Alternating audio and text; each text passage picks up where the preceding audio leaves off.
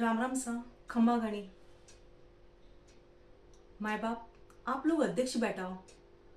मैं आपसे ज्यादा कुछ बहस नहीं करनी चाहूँ, बस एक हाथ जोड़ने विनती करनी चाहूँ कि आप जो सुखी ने सजा दे रही हो, कोई वह सजा सही है?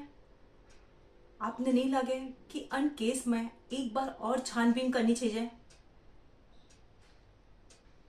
मैं वो नहीं कहूँ कि आप कन्नो पक्ष लो, बस हमारी एक आइस विनती है, जो सच है वरना सजा मिलनी चाहिए। पसे वो कोई भी हो, बजरंगी हो या सुखी हो, क्योंकि अध्यक्ष जी कुछ पात्र पतो में भी लगाए हो न, मने नहीं लागे कि सुखी गुनेगार है। मैं आपने हाथ जोड़ने विनती को कि वो जरूरी नहीं है कि बजरंग भी सही है।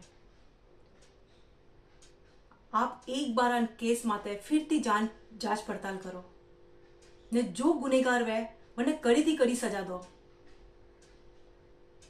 खम्मा गणी।